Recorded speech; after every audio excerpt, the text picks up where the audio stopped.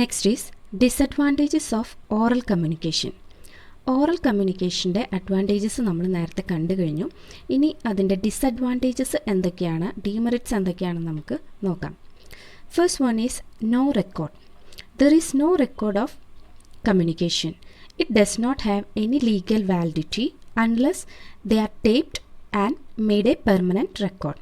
അതായത് ഇവിടെ നമ്മൾ ഓറൽ കമ്മ്യൂണിക്കേഷൻ്റെ അഡ്വാൻറ്റേജസ് ഒക്കെ ഒരുപാട് പറഞ്ഞു. നമുക്ക് ഫാസ്റ്റായിട്ട് പെട്ടെന്ന് പറഞ്ഞു കഴിക്കാം, നമുക്ക് സമയം ലാഭിക്കാം, ഇങ്ങനെയുള്ള കാര്യങ്ങളൊക്കെ നമ്മൾ പറഞ്ഞു കഴിഞ്ഞതാണ്. ഇനി അതിൻ്റെ എതിർവശമാണ് നമ്മളിനി ഡിസ്കസ് ചെയ്യാൻ പോകുന്നത്. ഇതിൻ്റെ മെയിനായിട്ട് ആദ്യത്തെ ഡിസഡ്വാൻറ്റേജ് ആയിട്ട് വരുന്നത് ഇതിനൊരു റെക്കോർഡ് ഉണ്ടാവില്ല എന്നുള്ളതാണ്, അല്ലേ? നോ റെക്കോർഡ് ഓഫ് കമ്മ്യൂണിക്കേഷൻ എന്നുള്ളതാണ്. എങ്ങനെയാണെങ്കിൽ മാത്രം, അതായത് നമ്മളിപ്പോൾ ആരെങ്കിലും ഒരു പറയുന്ന മെസ്സേജുകൾ നമ്മൾ അവരറിയാതെയോ അല്ലെങ്കിൽ അവർ അറിഞ്ഞിട്ടോ കൊണ്ട് തന്നെ റെക്കോർഡ് ചെയ്യുക, ടേപ്പ് ചെയ്ത് വെക്കുക, എവിടെയെങ്കിലും സൂക്ഷിച്ച് റെക്കോർഡ് ചെയ്ത്. ഇപ്പം നമ്മുടെ മൊബൈൽ ഫോണിലോ എല്ലാത്തിലും ഇപ്പോൾ റെക്കോർഡിങ് ഓപ്ഷൻസൊക്കെ ഉണ്ടല്ലോ. അപ്പോൾ അങ്ങനെ റെക്കോർഡ് ചെയ്ത് വെക്കാത്തിടത്തോളം കാലം ഓറൽ കമ്മ്യൂണിക്കേഷൻ, അതായത് വേർഡ്സായിട്ട് ആരെങ്കിലും ഡയറക്റ്റ്ലി പറയുന്ന കോൺവെർസേഷന് ഒരു വിലയും ഉണ്ടാവില്ല എന്നുള്ളതാണ് പറയുന്നത്, പ്രത്യേകിച്ച് ലീഗലായിട്ട്.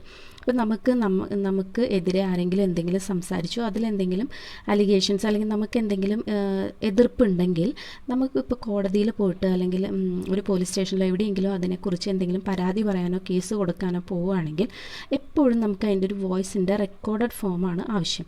അല്ലാതെ നമുക്കിപ്പോൾ അവിടെ പോയിട്ട് പറയാൻ പറ്റുമോ ഒരാൾ എന്നെക്കുറിച്ച് ഇങ്ങനെ പറഞ്ഞു എന്ന് പറഞ്ഞാൽ അതിന് തെളിവ് എവിടെ എന്നാണ് ഇപ്പോഴും നമ്മൾ ചോദിക്കുക, അല്ലേ? പോലീസായാലും അതുപോലെ തന്നെ കോടതിയിലായാലും അങ്ങനെ തന്നെയാണ് ചോദിക്കുക. അപ്പോൾ അതിന് ഓറൽ കമ്മ്യൂണിക്കേഷൻ ഒരു റെക്കോർഡ് ഉണ്ടാവില്ല, അല്ലെങ്കിൽ ഒരു തെളിവെടുക്കാനായിട്ട് ഓറൽ കമ്മ്യൂണിക്കേഷൻ നമ്മളെ ഹെൽപ്പ് ചെയ്യുന്നില്ല എന്നാണ് പറയുന്നത്. ഏത് കേസ് അല്ലെങ്കിൽ റെക്കോർഡ് ചെയ്യപ്പെട്ടിട്ടില്ലെങ്കിൽ അപ്പോൾ അതിൻ്റെ ഒരു വലിയ ഡിസഡ്വാൻറ്റേജ് ആയിട്ടാണ് നമ്മൾ കാണേണ്ടത്. നമുക്കതിന് ലീഗലി നമുക്കൊരു ഹെൽപ്പും ഇതുകൊണ്ട് നമുക്ക് കിട്ടില്ല എന്നുള്ളതാണ്. രണ്ടാമത്തെ സെക്കൻഡ് പോയിന്റ് നോക്കാം. Lengthy message. Lengthy messages are not suitable for all situations because chances of misunderstanding and delusion are very high. അതായത് ഇപ്പം നമുക്ക് ഒരുപാട് വലിയ മെസ്സേജുകൾ അല്ലെങ്കിൽ ഒരുപാട് വലിയ ടോക്കുകളോ കാര്യങ്ങളോ ഒക്കെ പറയാനോ അറിയിക്കാനോ ഉണ്ടെങ്കിൽ അത് നമുക്ക് എപ്പോഴും ഓറൽ കമ്മ്യൂണിക്കേഷൻ വഴി അത് സാധ്യമാകണമെന്നില്ല. കാരണം എന്താണെന്ന് വെച്ചാൽ നമുക്ക് അത് മുഴുവൻ ഓർമ്മ നിന്ന് അല്ലെങ്കിൽ നമ്മുടെ ബുദ്ധിക്ക് അത് എല്ലാം ഓർത്ത് വയ്ക്കാനുള്ളൊരു കഴിവ് ഉണ്ടാവണമെന്നില്ല. അപ്പോൾ ചെറിയ ചെറിയ കാര്യങ്ങളായിട്ട് നമുക്കത് പറഞ്ഞ് അവസാനിപ്പിക്കാൻ പറ്റുള്ളൂ. അപ്പോൾ ഒരുപാട് കാര്യങ്ങൾ പറയണമെങ്കിൽ നമുക്ക് അല്ലെങ്കിൽ ഒരാളെ അറിയിക്കണമെങ്കിൽ നമുക്ക് എപ്പോഴും എന്ത് പറ്റില്ല എന്നാണ് പറയുന്നത്, ഓറൽ കമ്മ്യൂണിക്കേഷൻ സ്യൂട്ടബിൾ ആവുന്നില്ല എന്നാണ്. അങ്ങനെയാണെങ്കിൽ ഇപ്പോൾ നമ്മൾ ഒരുപാട് കാര്യങ്ങൾ അങ്ങനെ ഒറ്റയടിക്ക് പറഞ്ഞു പോവുകയാണെങ്കിൽ അത് നമുക്ക് situations because chances of misunderstanding and delusion, അതായത് നമുക്ക് തെറ്റിദ്ധാരണകൾ, അതെങ്കിൽ ഡെല്യൂഷൻ എന്ന് പറഞ്ഞാലും അത് തന്നെയാണ് കേട്ടോ, തെറ്റിദ്ധരിക്കുക എന്നുള്ള അർത്ഥം തന്നെയാണ് അതിൽ വരിക. നമ്മളൊരു വസ്തുതയെക്കുറിച്ച് അല്ലെങ്കിൽ അത് മുഴുവൻ മനസ്സിലാക്കാൻ പറ്റാത്തൊരവസ്ഥയാണ് നമുക്ക് വരിക. ഒറ്റയടിക്ക് ഒരുപാട് കാര്യങ്ങൾ പറഞ്ഞു കഴിഞ്ഞാൽ നമുക്ക് ഇതെന്താണെന്നുള്ളത് മനസ്സിലാക്കാനായിട്ട് ബുദ്ധിമുട്ടായിട്ട് വരും. അപ്പോൾ അങ്ങനെയുള്ള സിറ്റുവേഷൻസിൽ നമുക്ക് ഓറൽ കമ്മ്യൂണിക്കേഷൻ അത് പറയുന്ന ആൾക്കും ബുദ്ധിമുട്ട് ആണെന്നുള്ളതാണ് വേറൊരു കാര്യം. ഇപ്പോൾ ഒരു സ്പീക്കറാണെങ്കിൽ കണ്ടിന്യൂസ് അയാൾക്ക് ഒരു 2-3 മണിക്കൂറൊക്കെ ഒരു കാര്യത്തെക്കുറിച്ച് പറയുമ്പോൾ ഓട്ടോമാറ്റിക്കലി ആ ഒരു കണ്ടൻറ്റിൽ നിന്ന് വിട്ടുപോവുകയും ആ ലിസണേഴ്സിനും അത് ഇൻട്രസ്റ്റ് അല്ലാതായി മാറാനുള്ളൊരു സാധ്യത കൂടുതലാണ്. അതുകൊണ്ടാണ് ഇതിൻ്റെ ഓറൽ കമ്മ്യൂണിക്കേഷൻ്റെ ഡിസഡ്വാൻറ്റേജ് ആയിട്ട് നമ്മൾ ലെങ്തി മെസ്സേജിനെ പറയണത്. It also fails to retain the listener's attention for a long period if it is not properly organized. അത് ശരിയാണ്. ഇപ്പോൾ നമുക്കിപ്പോൾ ഒരു എക്സാമ്പിളായിട്ട് നമ്മളൊരു സെമിനാർ അറ്റൻഡ് ചെയ്യുകയാണെങ്കിൽ കണ്ടിന്യൂസ് ഒരു 6 മണിക്കൂർ 5 മണിക്കൂറൊക്കെ ഇരിക്കുകയാണെങ്കിൽ ഓട്ടോമാറ്റിക്കലി നമുക്കത് ബോറായിട്ട് മാറും. എങ്ങനെയാക്കണം അപ്പോൾ അങ്ങനെ ബോറാവരുതെങ്കിൽ നമുക്കൊരു ഇൻ്റർവെൽ ടൈം, അല്ലേ, 1 മണിക്കൂറിൻ്റെയോ 2 മണിക്കൂറോ അതിൻ്റെ ഇടയിൽ സെഷൻ്റെ ഇടയിൽ ഒരു ചെറിയ ബ്രേക്ക്, വേറെ ചില ആക്ടിവിറ്റീസ്, നമുക്ക് മൈൻഡ് റിഫ്രഷ് ആവാൻ വേണ്ടിയിട്ടുള്ള ചെറിയ ആക്ടിവിറ്റീസോ ഗെയിംസോ അങ്ങനെ എന്തെങ്കിലുമൊക്കെ ഇൻട്രൊഡ്യൂസ് ചെയ്യാം. അങ്ങനെ ആകുമ്പോൾ നമുക്ക് കുറച്ചും കൂടി ഒരു ഇൻട്രസ്റ്റ് വരും. അപ്പോൾ കേട്ടിരിക്കുന്ന കാര്യം ഇപ്പോൾ ഒരുപാട് ലെങ്തി ആണെങ്കിൽ അതിൻ്റെ ഇടയിൽ എന്തെങ്കിലും നമ്മുടെ പേഴ്സണലായിട്ടുള്ള പല കാര്യങ്ങളും ഡിസ്കസ് ചെയ്യും. അങ്ങനത്തെ എന്തെങ്കിലും ചെറിയ ചെറിയ കാര്യങ്ങളൊക്കെ വന്നു കഴിഞ്ഞാൽ കുറച്ചും കൂടി നമുക്ക് ആ ബ്രേക്ക് കഴിഞ്ഞ് വരുമ്പോൾ നമുക്ക് ഇതിൽ അറ്റൻഡ് ചെയ്യാനായിട്ട് സാധിക്കും എന്നുള്ളതാണ്. അപ്പോൾ തേർഡ് വൺ നെക്സ്റ്റ് വരുന്നതാണ് distortion. Oral communication becomes ineffective if the listener is not attentive since its effectiveness is closely linked with the listeners attentiveness. നമുക്കെപ്പോഴും അറിയാലോ ഓറൽ കമ്മ്യൂണിക്കേഷൻ എപ്പോഴും ഇൻഎഫക്റ്റീവ് ആവും. എപ്പോഴാണ് നമ്മുടെ ആരോടാണോ നമ്മൾ ആ മെസ്സേജ് പാസ് ചെയ്യുന്നത് അല്ലെങ്കിൽ കമ്മ്യൂണിക്കേറ്റ് ചെയ്തുകൊണ്ടിരിക്കുന്നത്, അവരുടെ അറ്റൻഷൻ അവർ ശ്രദ്ധിക്കാതിരുന്നാൽ ആ കമ്മ്യൂണിക്കേഷൻ നമുക്ക് എപ്പോഴും ഇന്നെഫക്റ്റീവാണ്. ഒരിക്കലും അത് പ്രോപ്പറായിട്ട് നടക്കില്ല, അല്ലേ? നമ്മൾ ഒരാളോട് ഒരു കാര്യം പറയുന്നു, അയാൾ ഒട്ടും ശ്രദ്ധിക്കാതെയാണ് ഇരിക്കുന്നതെങ്കിൽ നമ്മുടെ ആ ഓറൽ കമ്മ്യൂണിക്കേഷൻ ഇന്നെഫക്റ്റീവായിട്ട് മാറുകയാണ് ചെയ്യാം. And its effectiveness is closely linked with the listeners attentiveness. ഇതെപ്പോഴും ഇതാരാണോ കേൾവിക്കാർ അല്ലെങ്കിൽ ഈ ലിസണേഴ്സ് ആരാണോ ഇത് ശ്രദ്ധിക്കേണ്ടത്, അവരുടെ അറ്റൻറ്റീവ്നെസ്, അവരെത്രത്തോളം അതിനെ കേൾക്കാൻ ആകാംക്ഷയോടെ ഇരിക്കുന്നു എന്നതിൻ്റെ അടിസ്ഥാനപ്പെടുത്തിയിട്ടാണ് എപ്പോഴും ഓറൽ കമ്മ്യൂണിക്കേഷൻ്റെ വിജയം അല്ലെങ്കിൽ സക്സസ് അടങ്ങിയിരിക്കുന്നത് എന്നുള്ളതാണ്. അപ്പോൾ ഇവിടെ ഡിസ്റ്റോഷൻ എന്ന് പറയുന്നത് വേർഡ് മീനിങ് ആയിട്ട് പറയുകയാണെങ്കിൽ ഇത് നമ്മുടെ സൗണ്ട് ക്വാളിറ്റി. ഒരു സ്പീക്കറാണെങ്കിൽ അയാൾ സംസാരിച്ചുകൊണ്ടിരിക്കുമ്പോൾ അയാളുടെ സൗണ്ടിൽ വരുന്ന വ്യതിയാനങ്ങളുണ്ടല്ലോ, അയാളുടെ വേരിയേഷൻസ്, നമ്മൾ സംസാരിച്ചുകൊണ്ടിരിക്കുമ്പോൾ വരുന്ന സൗണ്ടിൽ വരുന്ന ക്വാളിറ്റിയിലെ മാറ്റങ്ങൾ, ചേഞ്ചസ് ഇൻ വോയിസ്, അതാണ് ഇവിടെ ഡിസ്റ്റോഷൻ എന്നുകൊണ്ട് ഉദ്ദേശിക്കുന്നത്. അതായത് ഇപ്പോൾ നമ്മൾ ഒരാൾ സംസാരിക്കുന്നു, പെട്ടെന്ന് അയാളുടെ വോയിസ് കുറഞ്ഞു പോയി അല്ലെങ്കിൽ പെട്ടെന്ന് കൂടി വന്നു, അത് ആ ലിസണേഴ്സിൻ്റെ അല്ലെങ്കിൽ അറ്റൻഡ് ചെയ്യുന്ന ആൾക്കാരുടെ ആ ശ്രദ്ധയെ അത് ബാധിക്കുന്നു എന്നുള്ളതാണ്. അതായത് പെട്ടെന്ന് വോയിസ് കൂടിക്കഴിഞ്ഞാൽ പെട്ടെന്ന് ആൾക്കാർ ശ്രദ്ധിക്കുന്നു, അല്ലേ? അതെന്താണ് അയാൾ പറഞ്ഞതെന്ന് ശ്രദ്ധിക്കുന്നു. വോയിസ് അയാളുടെ കുറഞ്ഞു പോയാലോ, അപ്പോൾ നമ്മുടെ ഓട്ടോമാറ്റിക്കലി നമ്മുടെ ശ്രദ്ധയും അതിൽ നിന്ന് മാറുന്നു. അപ്പോൾ ആ സൗണ്ട് ക്വാളിറ്റി, ആ സ്പീക്കറിൻ്റെ സൗണ്ട് ക്വാളിറ്റി ഈ പറഞ്ഞിരിക്കുന്ന കമ്മ്യൂണിക്കേഷൻ, ഓറൽ കമ്മ്യൂണിക്കേഷനെ വല്ലാതെ ബാധിക്കുന്നു എന്നുള്ളതാണ്. അപ്പോൾ സൗണ്ട് ചിലർക്ക് ചിലപ്പോൾ അങ്ങനെ കൂടുതലായിട്ട് സംസാരിക്കാൻ അല്ലെങ്കിൽ നല്ല വോയിസ് അങ്ങനെയുള്ളവരൊന്നും ആവണമെന്നില്ല. അപ്പോൾ അവർക്കൊക്കെ ഇങ്ങനെ സ്പീച്ച് കൊടുക്കണം, അവരൊക്കെ ഇങ്ങനെ സ്പീക്കറായിട്ട് പോവുകയാണെങ്കിൽ ആ ഇതിൻ്റെ കമ്മ്യൂണിക്കേഷൻ്റെ എഫക്റ്റീവ്നെസ് തന്നെ ഇല്ലാതായി പോവുകയാണ് ചെയ്യുക. അപ്പോൾ അങ്ങനെ നന്നായി സംസാരിക്കുന്നവരുണ്ടാവും, പക്ഷേ അവരുടെ സൗണ്ട് അതിന് പറ്റിയതല്ലെങ്കിൽ അത് ഫെയിലായി പോവും. അതായത് ഓറൽ കമ്മ്യൂണിക്കേഷൻ്റെ എഫക്റ്റീവ്നെസ് ഫെയിലായി പോകും എന്നാണ് പറയുന്നത്. അങ്ങനെയാണിത് ഡിസഡ്വാൻറ്റേജ് ആയിട്ട് ഇവിടെ വരുന്നത്. ഇനി 4th പോയിൻ്റ് നോക്കാം. Costly devices. Mechanical devices introduction for oral communication involves a lot of capital investment and recurring expenditure. Small organizations cannot afford such systems. എന്തുകൊണ്ടാണ് പറയുന്നത്? ഇപ്പം നമുക്ക് ഓറൽ കമ്മ്യൂണിക്കേഷൻ നമ്മളിപ്പോൾ ചിന്തിക്കേണ്ടത്, ഇപ്പോൾ ഒരു വലിയ സ്ഥാപനത്തിലൊക്കെ ഓറൽ കമ്മ്യൂണിക്കേഷൻ നടക്കുകയാണെങ്കിൽ അവർക്കൊരു സെമിനാർ ഹാളോ ഓഡിറ്റോറിയോ ഒക്കെ ഉണ്ടാവും.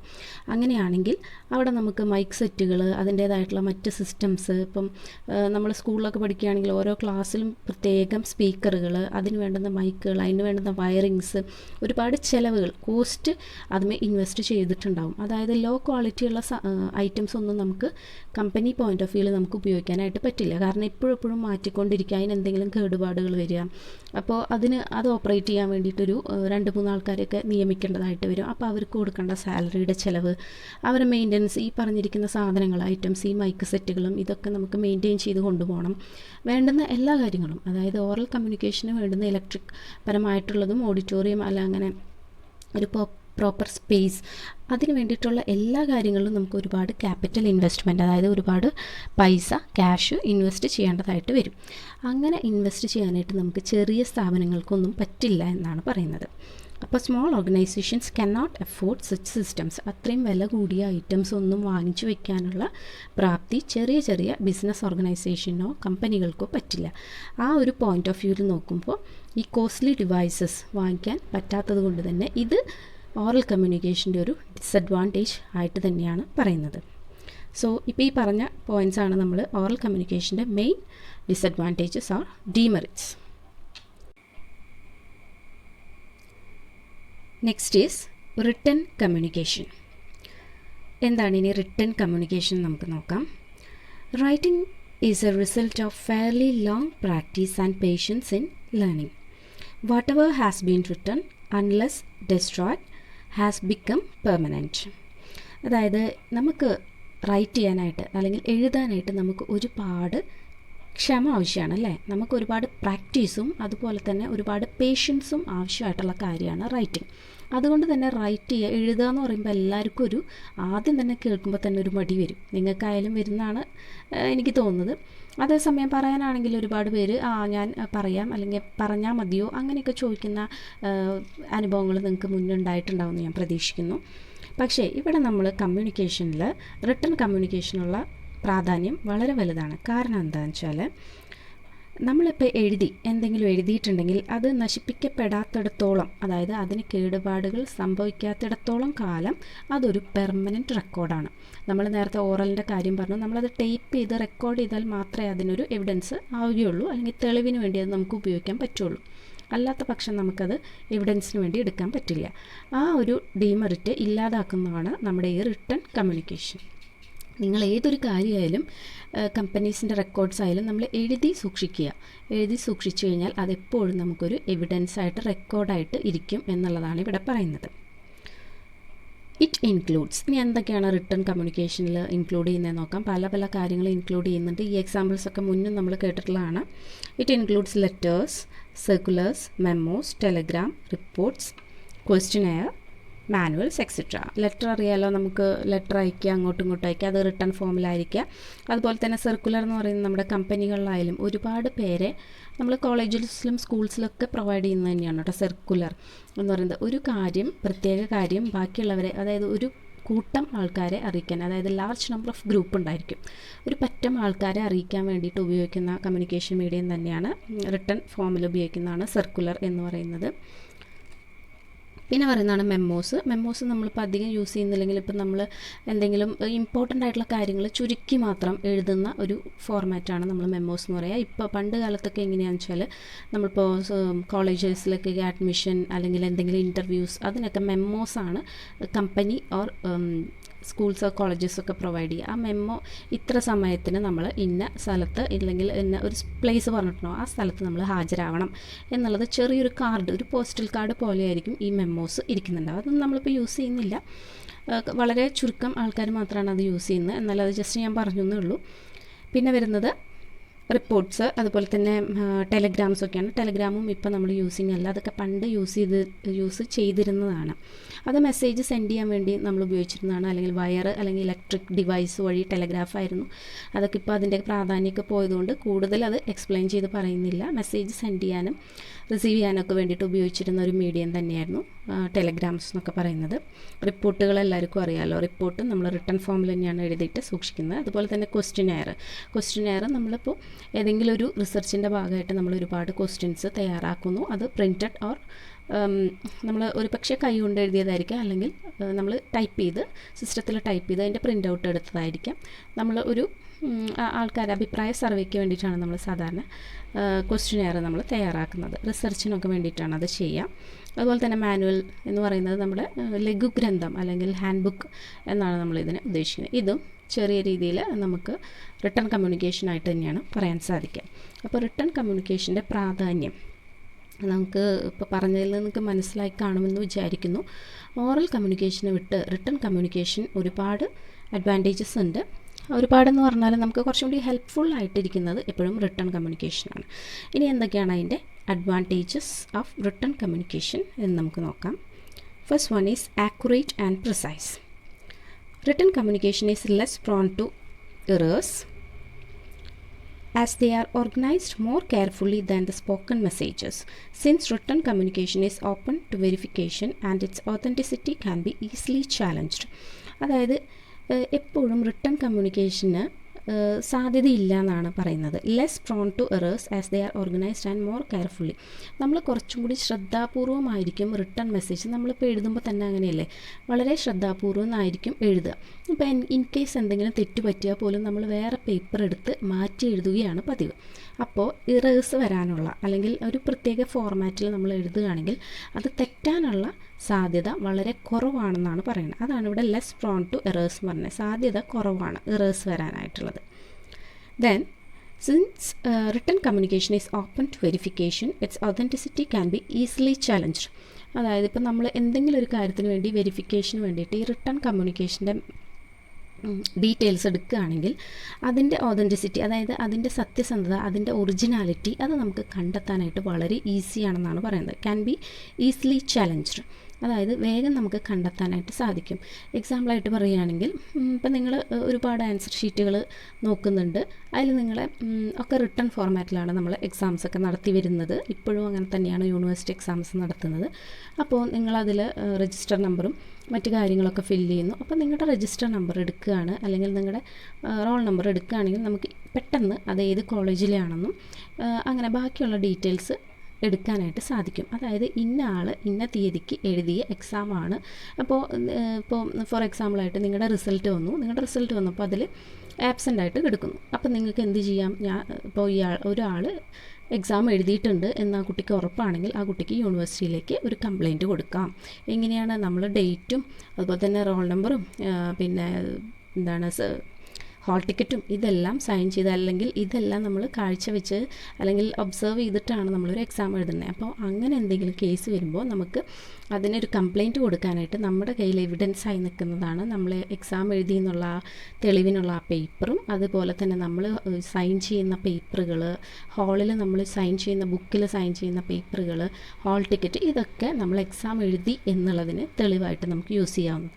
അപ്പോൾ അതിനൊക്കെ വേണ്ടിയിട്ട് നമുക്ക് മറ്റുള്ളവരെ ചലഞ്ച് ചെയ്യാൻ പറ്റുന്ന ഒരു കമ്മ്യൂണിക്കേഷൻ മീഡിയയാണ് റിട്ടൺ കമ്മ്യൂണിക്കേഷൻ എന്നുള്ളതാണ്. This led to greater accuracy and precision in written communication. അതായത് ഇത് നമുക്ക് ആക്യുറസിക്ക് കാരണമാണ്, അതായത് കറക്റ്റായിരിക്കും, നമ്മളതിൽ എഴുതുന്ന കാര്യങ്ങൾ കുറേ കൂടി വ്യക്തമായിരിക്കും. അതുപോലെ തന്നെ കുറച്ച് ചുരുക്കി എഴുതും, അതായത് ആവശ്യമുള്ള കാര്യങ്ങൾ മാത്രം ഇൻക്ലൂഡ് ചെയ്യുക. അതാണ് ഇവിടെ പ്രിസിഷൻ ഇൻ റിട്ടൺ കമ്മ്യൂണിക്കേഷൻ ഉദ്ദേശിക്കുന്നത്. അതായത് ഒരുപാട് വൈഡായിട്ടുള്ളതല്ല, നമുക്ക് ആവശ്യമുള്ളതേ നമ്മൾ സാധാരണഗതിയിൽ റിട്ടൺ കമ്മ്യൂണിക്കേഷനിൽ എഴുതുള്ളൂ. കാരണം എന്താണ്? നമുക്ക് ഒന്നാമത്തെ കാര്യം ഒരുപാട് ഉണ്ടെങ്കിൽ തന്നെയും നമ്മൾ ഇമ്പോർട്ടൻറ്റ് കാര്യങ്ങളായിരിക്കും കൂടുതൽ അതിൽ ഇൻക്ലൂഡ് ചെയ്യാനായിട്ട് ശ്രമിക്കുക എന്നുള്ളതാണ്. നമ്മൾ പറഞ്ഞുകൊണ്ടിരിക്കുമ്പോൾ അതും ഇതൊക്കെ പറയുമെങ്കിലും എഴുതുമ്പോൾ നമ്മൾ എന്തായിരിക്കും മാക്സിമം ഇമ്പോർട്ടൻറ്റ് പോയിൻറ്റ്സ് അല്ലെങ്കിൽ ആവശ്യമുള്ള കാര്യം, ഇപ്പോൾ കമ്പനി പോയിൻ്റ് ഓഫ് വ്യൂവിലാണെങ്കിൽ കമ്പനീനെ സംബന്ധിക്കുന്ന കാര്യങ്ങൾ അങ്ങനത്തെ ഡീറ്റെയിൽസൊക്കെ ആയിരിക്കും എഴുതി വയ്ക്കുക. അല്ലാണ്ട് കഥ പോലെ അങ്ങനെ വലിച്ചു വാരി എഴുതുന്ന കാര്യങ്ങളൊന്നും ഈ റിട്ടൺ കമ്മ്യൂണിക്കേഷനിൽ അധികം നടക്കാറില്ല. സെക്കൻഡ് പോയിൻ്റ് നമുക്ക് നോക്കാം. Permanent record. It's A permanent record and can be very useful for future reference. നമ്മൾ നേരത്തെ പറഞ്ഞതാണ് നമുക്ക് ഓറൽ അങ്ങനെ യൂസ് ചെയ്യാൻ പറ്റില്ല. അതുകൊണ്ട് തന്നെ നമുക്ക് റിട്ടൺ കമ്മ്യൂണിക്കേഷൻ, റിട്ടൺ മീഡിയം നമുക്ക് ഒരുപാട് കാലത്തേക്ക് എവിഡൻസ് ആയിട്ടൊക്കെ യൂസ് ചെയ്യാനായിട്ട് ഫ്യൂച്ചറിലേക്കൊക്കെ ആവശ്യത്തിന് വേണ്ടി നമുക്ക് എടുക്കാനായിട്ട് പറ്റുന്നതാണ്. അതുപോലെ തന്നെ previous years reports are found beneficial for forming new policies and fixing current targets. മുന്നേ വർഷത്തെ റിപ്പോർട്ടുകൾ ഉണ്ടാവും. ഒരു കമ്പനിയിലാവുമ്പോൾ ഒരുപാട് വർഷത്തെ റിപ്പോർട്ടുകൾ ഇരിക്കുന്നുണ്ടാവും. അപ്പോൾ അതൊക്കെ നമുക്കൊരു റിട്ടൺ ഫോം ഓഫ് കമ്മ്യൂണിക്കേഷനാണ്. അത് എന്തിനാണ് ഉപകാരപ്പെടുക?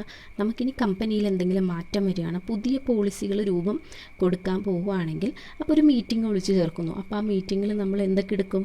പഴയ റിപ്പോർട്ടുകൾ, പഴയ വർഷത്തെ റിപ്പോർട്ടുകളൊക്കെ എടുത്ത് അതൊക്കെ ഒരുമിച്ച് വെച്ചിട്ടായിരിക്കും നമ്മൾ അതിൽ ഡിസ്കസ് ചെയ്യുക. ആ ഡിസ്കസിലായിരിക്കും നമുക്ക് ഈ വർഷം എത്ര ടാർഗറ്റ് വേണം അല്ലെങ്കിൽ എന്തൊക്കെയാണ് നമുക്ക് മാറ്റം വരുത്തേണ്ടത് എന്നുള്ളതൊക്കെ നമുക്ക് തീരുമാനിക്കാം. അപ്പം നമ്മളെപ്പോഴും മുന്നേ നടന്നിട്ടുള്ള എക്സ്പീരിയൻസ് ഉള്ള ആ റിപ്പോർട്ടിൽ എഴുതിയിട്ടുള്ള കാര്യങ്ങളൊക്കെ കമ്പയർ ചെയ്തിട്ടായിരിക്കും പുതിയ ടാർഗറ്റ് ഫിക്സ് ചെയ്യുക എന്നുള്ളതാണ് ഇതിൽ പറയുന്നത്. ഇതാണിപ്പോൾ സെക്കൻഡ് അഡ്വാൻറ്റേജ് ആയിട്ട് വരുന്നത്.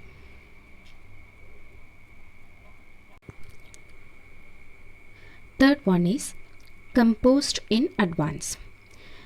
Written communication is composed in advance. The communicator can take as much as time as necessary to shape the message. ഇതിലെന്താണ് പറയുന്നതെന്ന് വെച്ചാൽ നമുക്കെപ്പോഴും മുൻകൂട്ടി കമ്പോസ് ചെയ്ത് വെക്കാം അല്ലെങ്കിൽ മുൻകൂട്ടി നമുക്ക് ടൈപ്പ് ചെയ്ത് വെക്കാം, അത് നിർമ്മിച്ച് വയ്ക്കാം, അതാണ് പ്രിപ്പയർ ചെയ്ത് വെക്കാം എന്നുള്ളതാണ് ഈ പോയിന്റിൽ നമ്മൾ ഉദ്ദേശിക്കുന്നത്. നമ്മൾ ഓറലിനെ പോലെ ആ സമയത്ത് സ്പോണ്ടേനിയസ് ആയിട്ട് നമ്മൾ ഉണ്ടാക്കുന്നതല്ല ഈ റിട്ടൺ കമ്മ്യൂണിക്കേഷൻ എന്ന് പറയുന്നത്. അത് നമുക്ക് എപ്പോഴും മുന്നേ തന്നെ എഴുതി അത് പ്രിൻറ്റ് ചെയ്ത് റെക്കോർഡ് ചെയ്ത് നമുക്ക് പെർമനൻറ്റ് റെക്കോർഡായിട്ട് നമുക്കിവിടെ വെക്കാവുന്നതാണ്. അതുപോലെ തന്നെ എത്രത്തോളം സമയം, അതായത് ആ മെസ്സേജ് നമുക്ക് രൂപപ്പെട്ട് എടുക്കാൻ വേണ്ടിയിട്ട് നമുക്ക് എത്രത്തോളം സമയം ആവശ്യമാണെങ്കിലും അത്രത്തോളം സമയം ആ കമ്മ്യൂണിക്കേറ്ററിന് അത് എടുത്തിട്ട് അത് പ്രിപ്പയർ ചെയ്യാവുന്നതാണെന്നാണ്. അതായത് കമ്മ്യൂണിക്കേറ്ററിൻ്റെ ഇഷ്ടത്തിനനുസരിച്ച് മറ്റുള്ളവർക്ക് മനസ്സിലാവുന്ന രീതിയിൽ ഒരു ഫോർമാറ്റിൽ, പ്രത്യേക ഫോർമാറ്റിൽ നമുക്ക് റിട്ടൺ കമ്മ്യൂണിക്കേഷൻ നമുക്ക് തയ്യാറാക്കാവുന്നതാണെന്നാണ് പറയുന്നത്. ആൻഡ് ഫോർത്ത് വൺ നോക്കാം, വൈഡ് ആക്സസ് ആണ്. Written communication enjoys a wide access. It can be sent through the post, which is the cheapest mode. അതായത് നമുക്ക് ഒരുപാട് സ്ഥലങ്ങൾ കവർ ചെയ്യാനായിട്ട് സാധിക്കും. വൈഡ് ആക്സസ് എന്ന് പറഞ്ഞാൽ അതുകൊണ്ടാണ് ഉദ്ദേശിക്കുന്നത്. ഒരുപാട് ജിയോഗ്രഫിക്കൽ ഏരിയ നമുക്ക് കവർ ചെയ്യാനായിട്ട് ഈ റിട്ടൺ കമ്മ്യൂണിക്കേഷൻ വഴി നമുക്ക് സാധിക്കുന്നു എന്നുള്ളതാണ്.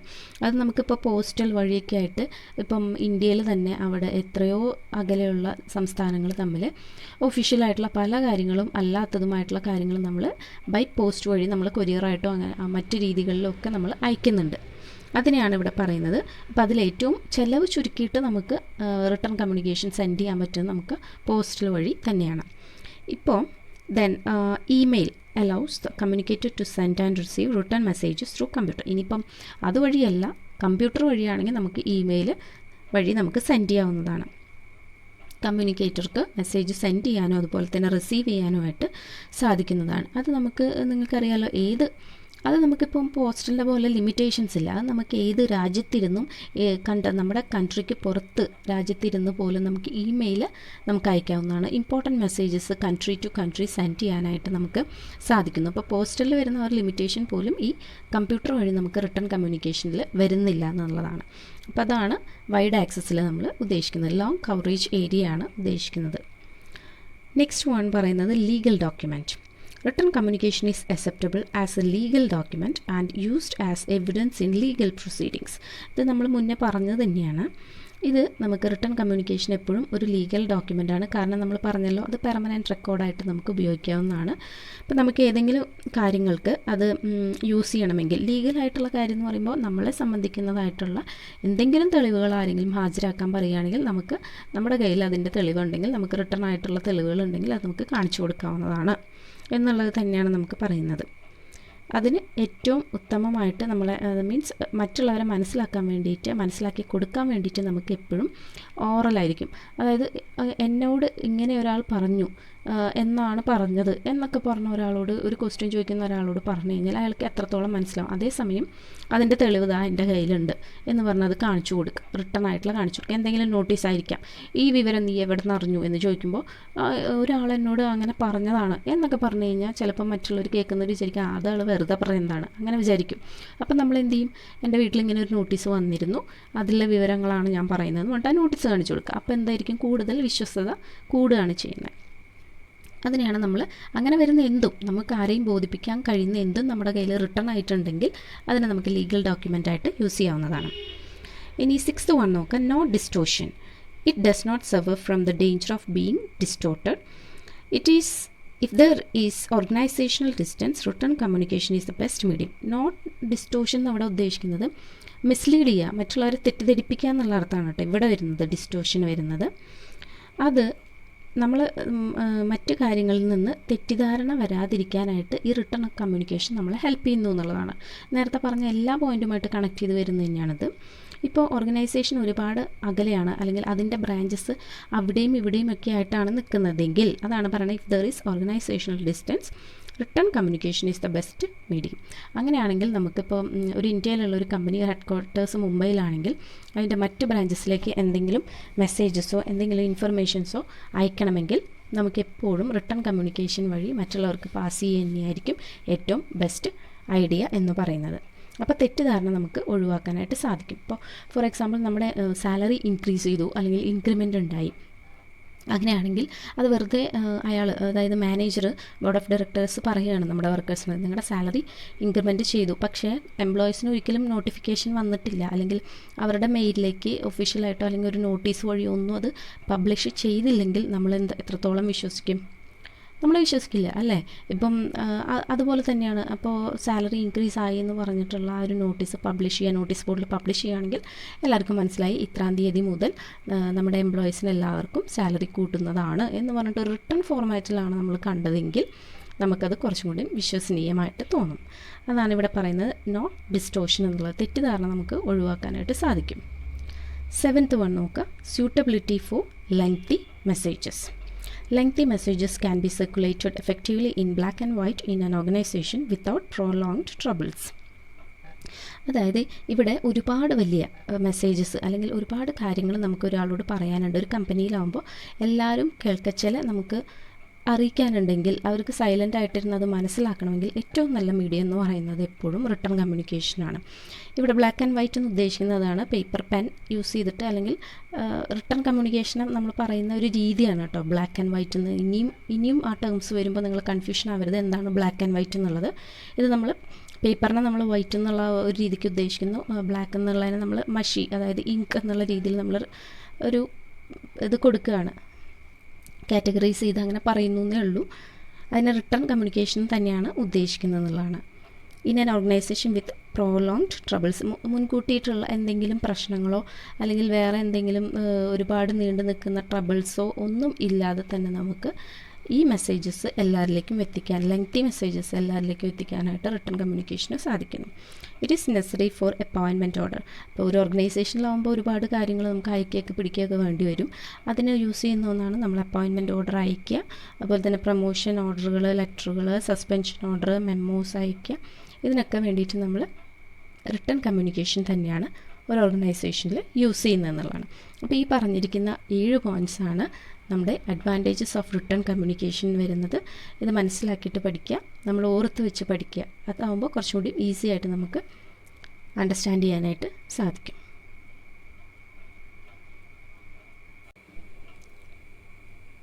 നേരത്തെ നമ്മൾ അഡ്വാൻറ്റേജസ് ഓഫ് റിട്ടൺ കമ്മ്യൂണിക്കേഷൻ കണ്ടു കഴിഞ്ഞു. ഇനി next one is disadvantages of written communication. Written കമ്മ്യൂണിക്കേഷൻ്റെ ഡീമെറിറ്റ്സ് എന്തൊക്കെയാണെന്ന് നമുക്കിനി നോക്കാം. First one is time consuming. One of the major limitation of written communication is that time consuming. Both encoding and transmission takes time, resulting in immediate delay. അതായത് ഇവിടെ നമുക്ക് written communication എന്ന് പറയുമ്പോൾ തന്നെ ഏറ്റവും വലിയ അതിൻ്റെ ഡീമെറിറ്റായിട്ട് വരുന്ന കാര്യം തന്നെയാണ് ടൈം കൺസ്യൂമിങ്, അതായത് സമയനഷ്ടം. ഒരുപാട് സമയം നമുക്ക് ഇതിനു വേണ്ടി, അതായത് റിട്ടൺ കമ്മ്യൂണിക്കേഷന് വേണ്ടി നഷ്ടമാകാനുള്ള സാധ്യത ഉണ്ടെന്നാണ് പറയുന്നത്. കാരണം എന്താണ്? Both encoding and transmission takes time. നമ്മൾ മുന്നേ പഠിച്ച പോലെ തന്നെ ഒരു കാര്യത്തിനെ മെസ്സേജിലേക്ക് നമുക്ക് മാറ്റണമെങ്കിൽ ആ മെസ്സേജിനെ മറ്റുള്ളവർക്ക് മനസ്സിലാകുന്ന രീതിയിലേക്ക് ടൈപ്പ് ചെയ്ത് ശരിയാക്കണമെങ്കിൽ, അല്ലെങ്കിൽ റിട്ടൺ ഫോമിലേക്ക് പ്രിൻറ്റ് ചെയ്ത് കിട്ടണമെങ്കിൽ ഒരുപാട് സമയം ആവശ്യമായിട്ടാണ്. കാരണം അതിൽ എഡിറ്റിങ്ങും കാര്യങ്ങളൊക്കെ നമുക്ക് പ്രോസസ്സിങ്ങിന്, അതായത് ട്രാൻസ്മിഷന് മുന്നേ നമുക്ക് നടത്തേണ്ടതായിട്ടുണ്ട്. ഇനി അതൊക്കെ കഴിഞ്ഞ് നമ്മൾ മീഡിയം വഴി, കമ്മ്യൂണിക്കേഷൻ മീഡിയം വഴി ഒരു റിട്ടൺ ഫോമിലുള്ള ട്രാൻസ്ഫോം ചെയ്യാനിരുന്നാൽ പോലും അതിനും നമുക്ക് സമയം ഒരുപാട് നഷ്ടമാണ്. അതായത് കോപ്പി ചെയ്യുക, സെൻഡ് ചെയ്യുക, ഇതിന് ചിലപ്പോൾ നെറ്റ്വർക്ക് ഡിലേസ് ഒക്കെ വന്നു കഴിഞ്ഞാൽ അതും അവിടെ ഒരുപാട് ടൈം കൺസ്യൂമിങ്, സമയനഷ്ടത്തിനുള്ള സാധ്യതയുണ്ടെന്നാണ്. അപ്പോൾ ഇമ്മീഡിയറ്റ് പെട്ടെന്ന് നമുക്കൊരു ഡിലേ വരാനുള്ള ചാൻസസ് റിട്ടൺ കമ്മ്യൂണിക്കേഷനിൽ കൂടുതലാണ്. Therefore, it's a time consuming process. ഇതുകൊണ്ട് തന്നെയാണ് ഇതിന് ഒരുപാട് ടൈം വേണ്ടി വരും, അല്ലെങ്കിൽ ടൈം കൺസ്യൂമിങ്, ഒരുപാട് സമയനഷ്ടം വരുന്ന ഒരു പ്രോസസ്സാണ് അല്ലെങ്കിൽ റിട്ടൺ കമ്മ്യൂണിക്കേഷൻ എന്ന് പറയാനായിട്ടുള്ള കാരണം. രണ്ടാമത് നോക്കാം, lack of personal touch. There is lack of personal contact in written communication. നമുക്ക് ഊഹിക്കാവുന്നതാണ് അല്ലേ, നമ്മൾ ഓറലിൽ പറഞ്ഞ് നമ്മൾ ഡയറക്റ്റാണ്, സ്പോട്ടിൽ നമ്മൾ ചോദിക്കുന്നു, മറുപടി പറയുന്നു, ഒരു പേഴ്സണൽ ടച്ച് അതിനെപ്പോഴും ഉണ്ടായിരിക്കും. അപ്പോൾ ഈ റിട്ടൺ കമ്മ്യൂണിക്കേഷൻ ആകുമ്പോൾ അതിലെപ്പോഴും ഒരു പേഴ്സണൽ കോണ്ടാക്റ്റ് കുറയാനുള്ള ചാൻസാണ് ഉള്ളത്. കാരണം എന്താണ്? Everything is in black and white. That is നേരത്തെ ഞാൻ പറഞ്ഞ പോലെ തന്നെ പേപ്പറിലായിരിക്കും അല്ലേ, പേപ്പറിൽ എഴുത്ത് മുഖേന ആയിരിക്കും ഇത് എല്ലാം, പ്രിൻറ്റഡ് ഫോമിലായിരിക്കും. So immediate impression cannot be created. ഇതിൽ മെയിൻ ഡിസഡ്വാൻറ്റേജ് എന്താണെന്ന് വെച്ചാൽ, നമ്മൾ ആ വായിക്കുന്ന ആൾ ചിലപ്പോൾ നമ്മൾ അയച്ച ആ മെസ്സേജ് വായിച്ചിട്ട് അവരുടെ റിയാക്ഷൻ, അവരുടെ ഇമ്മീഡിയറ്റ് ഇംപ്രഷൻ അത് വായിച്ചിട്ടുള്ളത് നമുക്ക് റീഡ് ചെയ്യാനായിട്ട് പറ്റില്ല എന്നുള്ളതാണ് ഇതിൻ്റെ വേറൊരു ഡിസഡ്വാൻറ്റേജ് എന്ന് പറയുന്നത്. അതായത് നമുക്കിപ്പോൾ ഒരാളുടെ മുഖത്ത് നമ്മൾ പറഞ്ഞ അല്ലെങ്കിൽ മെസ്സേജ് അയച്ചത് വായിച്ചിട്ട് സന്തോഷമാണോ, അയാൾക്ക് സങ്കടമാണോ, ഇങ്ങനെയുള്ള കാര്യങ്ങൾ നമുക്ക് മനസ്സിലാക്കാനായിട്ട് റിട്ടൺ കമ്മ്യൂണിക്കേഷനിൽ പറ്റില്ല. ഓറലാകുമ്പോൾ നമുക്കറിയാലോ, നേരെ നമുക്ക് മനസ്സിലാവും, നമ്മൾ പറഞ്ഞ കാര്യം അവർക്ക് ഇഷ്ടപ്പെട്ടെങ്കിൽ അവർ ചിരിക്കും, അവർ ഹാപ്പി ആയിട്ടിരിക്കും, ഇതൊക്കെ നമുക്ക് നേരിട്ട് കാണാം, ആ പേഴ്സണൽ ടച്ചും അതിലുണ്ടായിരിക്കും. പക്ഷേ റിട്ടണിൽ നമുക്ക് നേരെ കാണാനും ഇത് അനുഭവിക്കാനൊന്നും നമുക്ക് പറ്റില്ല. There is no scope for exchange of feelings free. അതറിയാം, നമുക്ക് ഒരൊറ്റത്തിരുന്ന ഒരാൾ അത് വായിക്കുന്നുണ്ടാവും, അപ്പോൾ ഫ്രീ ആയിട്ട് നമുക്ക് ആ മെസ്സേജിന് കിട്ടുന്ന ആ ഒരു എക്സ്പ്രഷൻ അല്ലെങ്കിൽ ആ ഒരു ഫീലിംഗ് നമുക്ക് മുഴുവനായിട്ട് എക്സ്ചേഞ്ച് ചെയ്യാനായിട്ട് പറ്റില്ല. എന്തായാലും നേരെ കണ്ട് പറയുന്ന പോലെയുള്ളൊരു ഫീലിംഗ് ഫ്രീ ആയിട്ട് നമുക്കതിൽ റിട്ടൺ കമ്മ്യൂണിക്കേഷനിൽ വരില്ല എന്നാണ് ഇതിൽ പറയുന്നത്. And third one is costly. It cost a lot in terms of stationery and money. it is costly in terms of man hours, typing, dispatching, etc. The same job can be done more effectively by modern technology. അതായത് ഇത് ഒരുപാട് സമയനഷ്ടം വരുന്ന കാര്യമാണെന്ന് നമ്മൾ നേരത്തെ പറഞ്ഞു. അതുപോലെ തന്നെയാണ് ഇതിൻ്റെ കോസ്റ്റ്ലി, അതായത് ഒരുപാട് ചിലവ് വരുന്ന കാര്യമാണ്.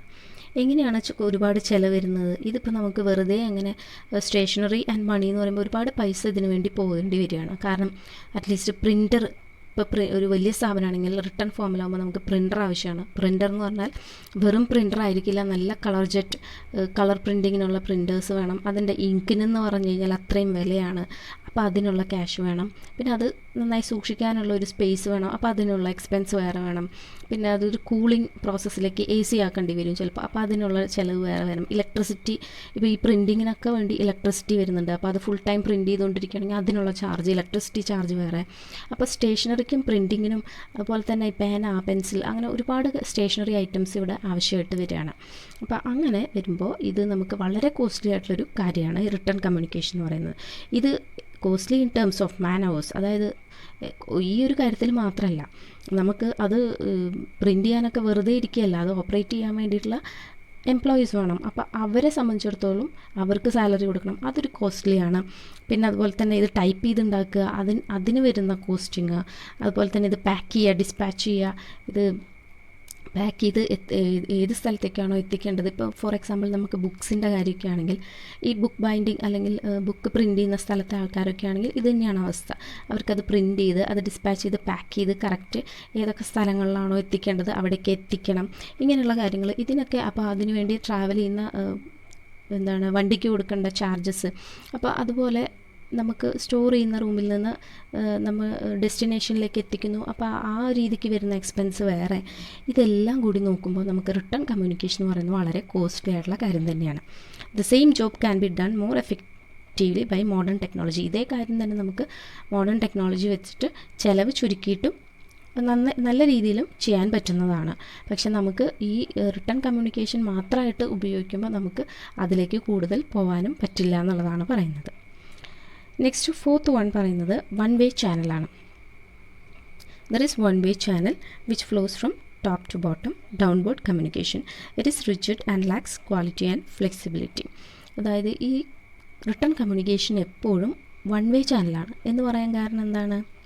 എപ്പോഴും ഇത് ടോപ്പ് ടു ബോട്ടം, അതായത് ഡൗൺവേർഡ് കമ്മ്യൂണിക്കേഷൻ, അതായത് ടോപ്പിലുള്ള ബോർഡ് ഓഫ് ഡയറക്ടേഴ്സിൽ നിന്ന് താഴെയുള്ള ലോ ലെവൽ വർക്കേഴ്സ് അല്ലെങ്കിൽ ഫോർമാൻ, ഓഫീസേഴ്സ്, ഇവരിലേക്കാണ് ഈ തരത്തിലുള്ള റിട്ടേൺ കമ്മ്യൂണിക്കേഷൻ കൂടുതലായിട്ടും പാസ് ചെയ്യുന്നുണ്ടാവുക. അങ്ങനെ നോക്കുമ്പോൾ ഇതെപ്പോഴും ഒരു വഴിയാണ്, ഒരേ വഴി മാത്രം സഞ്ചരിക്കുകയാണ് ഇവിടെ നമുക്ക് റിട്ടേൺ കമ്മ്യൂണിക്കേഷൻ സാധാരണ രീതിയിലൊരു കമ്പനിയിൽ കാണുന്നത്. It is rigid and lacks quality and flexibility. ഇത് എപ്പോഴും റിജിഡ് ആണെന്ന് പറയാമെന്ന് വെച്ച് കഴിഞ്ഞാൽ ചേഞ്ച് ചെയ്യുന്നില്ല. അതിൻ്റെ ഓപ്പോസിറ്റാണ് ഇവിടെ കൊടുത്തിരിക്കുന്ന ഫ്ലെക്സിബിലിറ്റി എന്നുള്ളതാണ്. അതായത് അതിനൊരു ഫ്ലെക്സിബിലിറ്റി ഇല്ല, ഒരു ചേഞ്ച് ഇല്ല, എപ്പോഴും ഒരേ രീതിയിൽ തന്നെ ഇങ്ങനെ പാസ് ചെയ്തുകൊണ്ടേയിരിക്കുന്നു. ഒരു ആൾ അവിടെ നിന്ന് പാസ് ചെയ്യുന്നു, അത് താഴെത്തട്ടിലുള്ള ഒരാൾക്ക് എത്തുന്നു, അവരതനുസരിക്കുന്നു. പിന്നെ അവരുടെ മറുപടി എന്ന് പറഞ്ഞു കഴിഞ്ഞാൽ അത് അങ്ങോട്ട് അയക്കണം എന്നുള്ളതൊക്കെ അവിടെ നിൽക്കും. കാരണം നമ്മൾ റിട്ടേൺ കമ്മ്യൂണിക്കേഷൻ ആകുമ്പോൾ കൂടുതലായിട്ടും ഓർഡറായിട്ടായിരിക്കും മുകളിൽ നിന്ന് വരിക. അത് നമ്മൾ മുന്നേ ഡിസ്കസ് ചെയ്തതാണ്. അങ്ങനെ വരുന്ന ഓർഡറൊക്കെ നമുക്ക് ലോ ലെവലിലുള്ള എംപ്ലോയീസിന് അനുസരിക്കാതെ വേറെ വഴിയില്ല. അപ്പോൾ അവരൊക്കെ ആ റൂൾസൊക്കെ ഭയങ്കര റിജിഡാണ്, മാറ്റം വരാത്തതാണ് എന്നൊക്കെ വിചാരിച്ച് അതനുസരിച്ച് അതുപോലെ അങ്ങ് ചെയ്യും. അപ്പോൾ ഇത് ഈ റിട്ടേൺ കമ്മ്യൂണിക്കേഷൻ്റെ മറ്റൊരു ഡിസഡ്വാൻറ്റേജ് ആയിട്ടാണ് പറയുന്നത്, വൺ വേ ചാനൽ.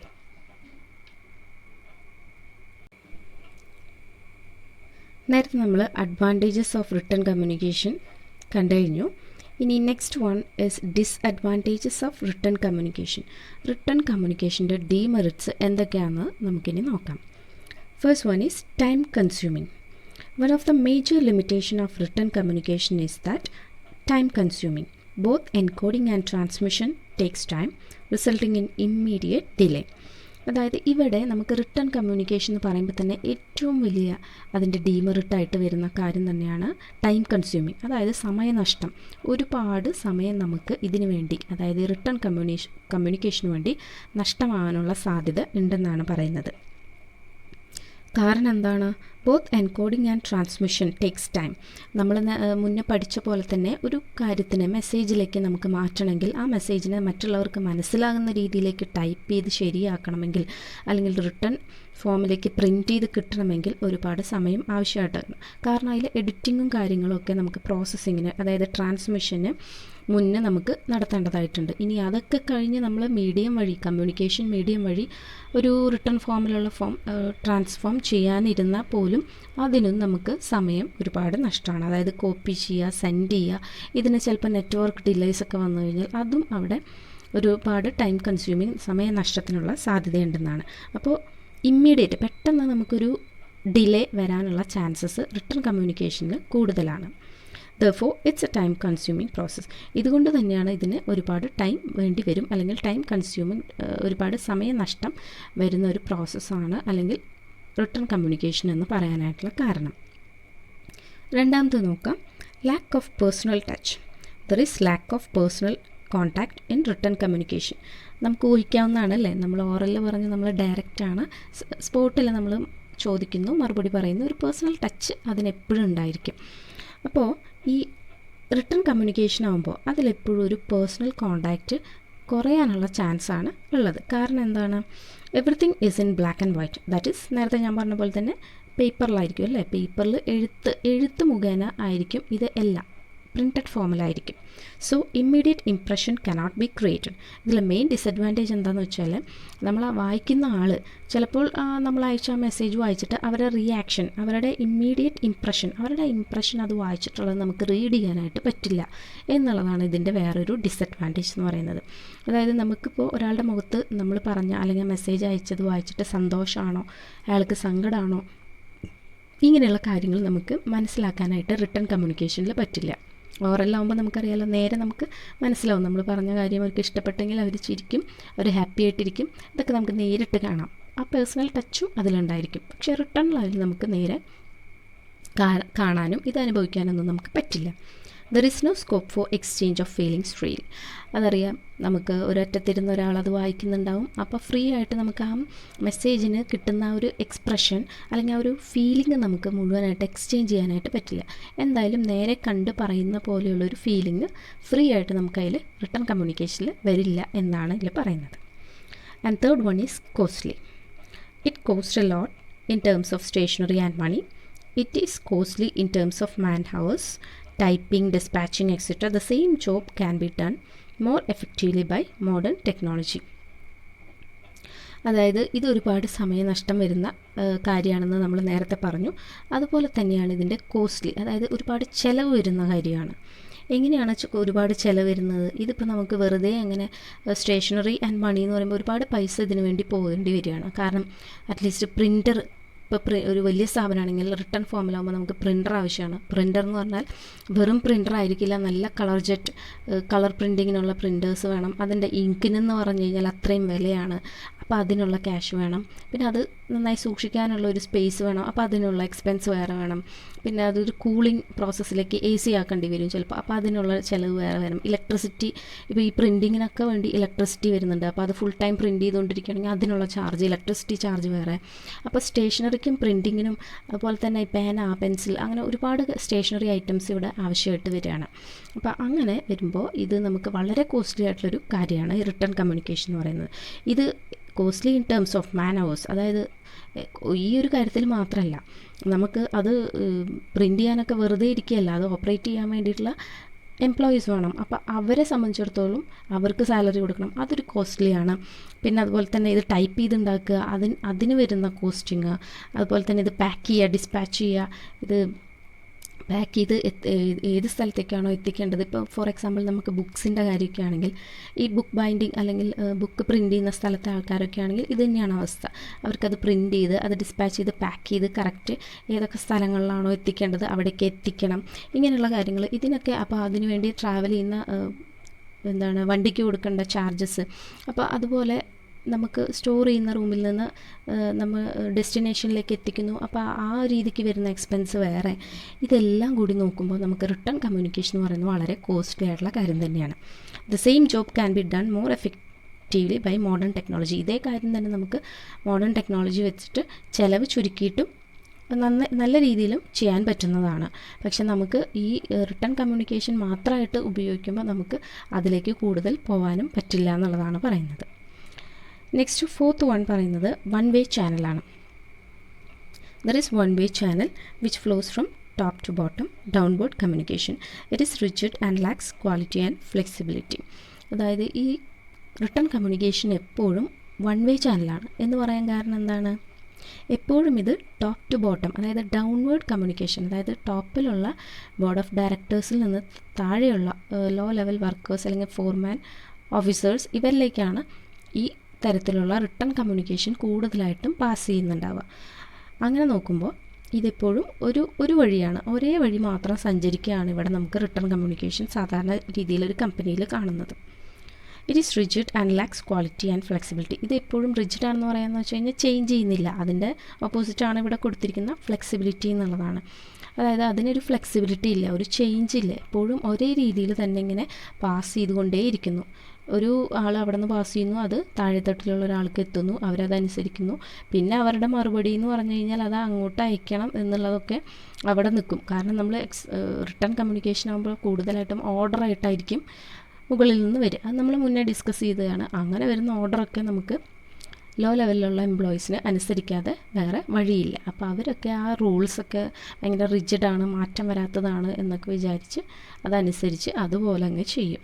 അപ്പോൾ ഇത് ഈ റിട്ടൺ കമ്മ്യൂണിക്കേഷൻ്റെ മറ്റൊരു ഡിസഡ്വാൻറ്റേജ് ആയിട്ടാണ് പറയുന്നത്, വൺ വേ ചാനൽ.